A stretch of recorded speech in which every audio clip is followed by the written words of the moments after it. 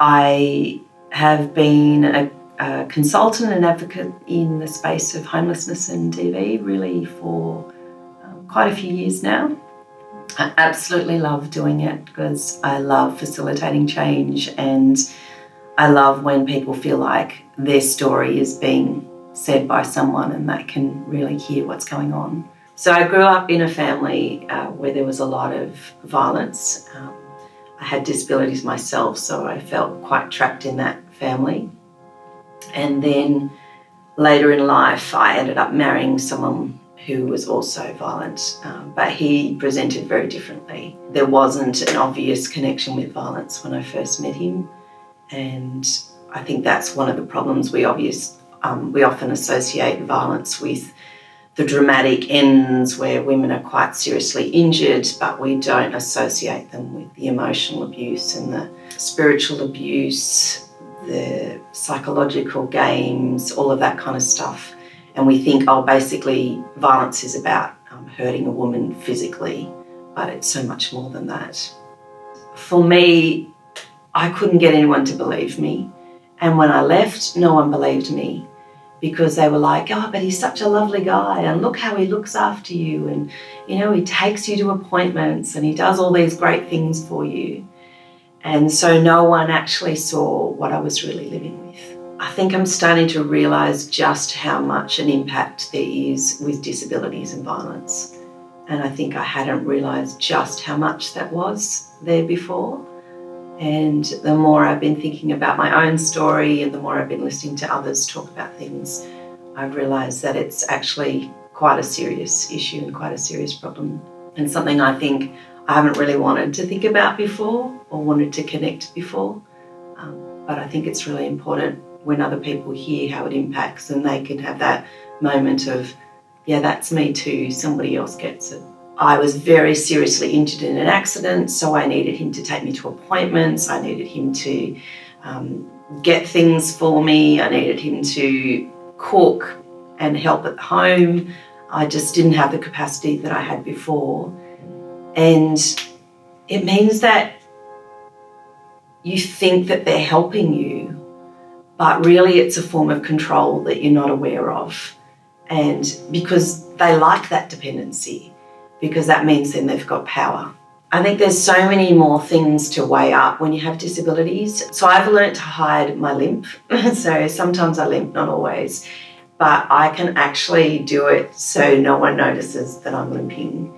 And I do that because if people see you limping, then they see a sign of weakness, basically. And then when they see a sign of weakness, they will attack. I've had to go into the housing system, and the level of abuse that continues within that is astounding. And if they know you have disabilities and they know you have vulnerabilities, they will just keep pushing. A friend of mine said, it's a system that's set up to break you. And I just really feel like that there's so many government systems out there that are literally set up to break you.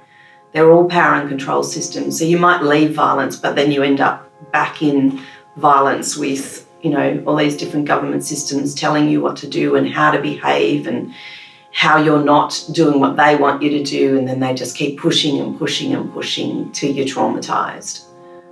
And I just don't think this place is set up for anyone who shows any weakness or any vulnerability.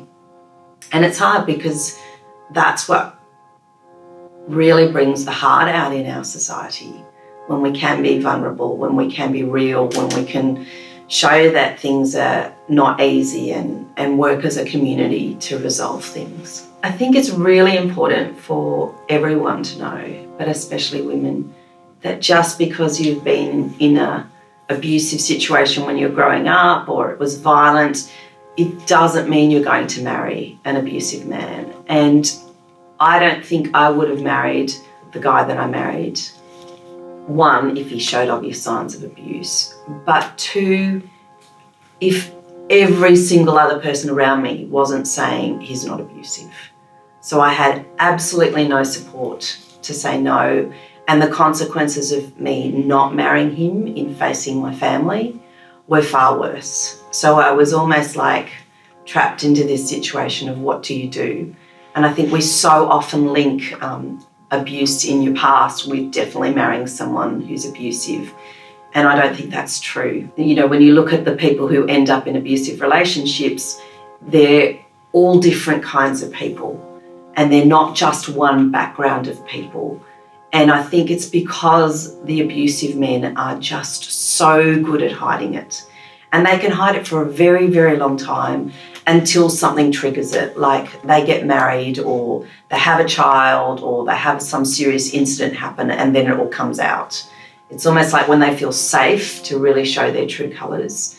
And so I think to say to women, oh, why would you have married him? Or, you know, you'll definitely marry an abusive person, I think limits a woman.